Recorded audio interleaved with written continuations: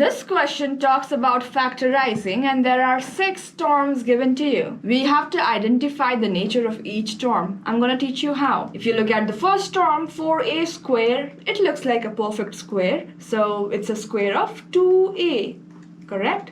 So this is the other way I could write it.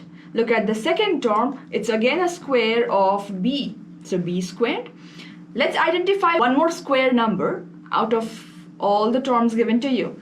Look at the last term, 4 is a square number, it's a square of 2. Now when I have 3 square numbers, I think you know that there is only one identity which tells you about summing up 3 squares together, or a plus b plus c whole squared, okay? That is the formula. So when you see that there are 3 square terms and the remaining 3 terms should be 2 times the product of any 2 terms at a time. So if I'll identify 4ab, it's the product of 2 times one of my term getting squared is 2a and the other term getting squared is b. Similarly, if I'll have to identify 8a, it could be a product of 2 times 2a times the last term being squared is 2. So that could be. And now there is one more term 4b. It could be the product of 2 times b, which is getting squared, and there is one more term getting squared, which is 2. So see, I figured out that there are 3 terms being squared, 2a,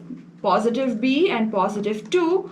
And if you were to keep them all in one bracket and then square it, that is when you would get 6 terms, okay? A square plus b square plus c square. To that you add twice the product of 2 terms taken at a time, okay? We don't multiply all 3 of them together, 2 at a time. So when you see that the question is in that format where there are 6 terms, this is exactly what you should do, and this is how you'll get your answer.